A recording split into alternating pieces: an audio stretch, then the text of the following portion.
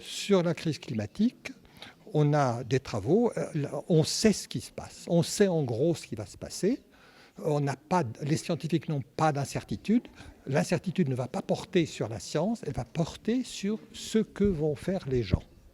Hein, c'est-à-dire, on sait très bien, suivant ce qu'on émet de carbone, de combien les températures vont monter, etc.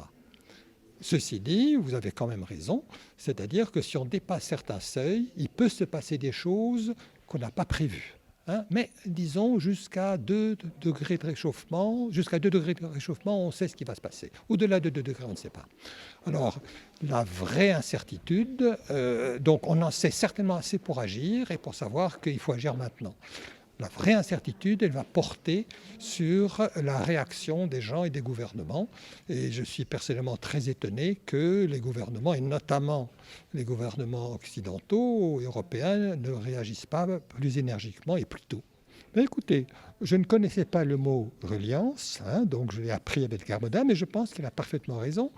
Je l'ai expérimenté moi-même parce que nous avons créé un cours sur le climat à l'Université Paris-Dauphine, qui est obligatoire pour tous les étudiants qui rentrent à l'université.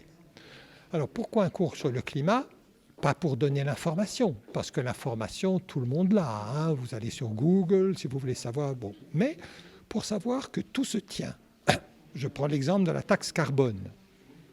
Les économistes disent qu'il faut mettre une taxe carbone. Très bien. Pourquoi ?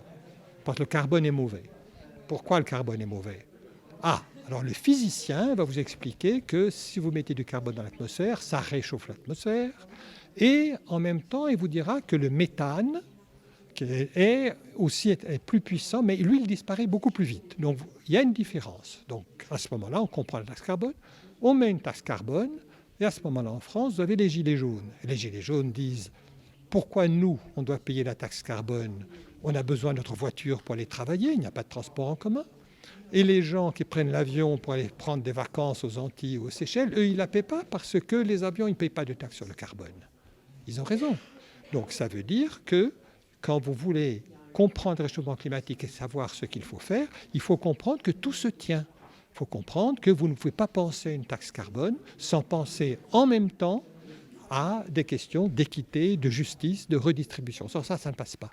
Donc c'est vraiment là, et ça c'est vraiment l'exemple type de la reliance dont parlait Garborin. L'économiste tout seul ne comprend pas, le physicien tout seul ne comprend pas, le juriste ou le moraliste tout seul ne comprend pas, mais l'être humain, hein, si nous sommes des humains, si je vois un cerveau, c'est pas pour faire des maths ou de la physique, c'est parce qu'on est capable de réunir tout ça.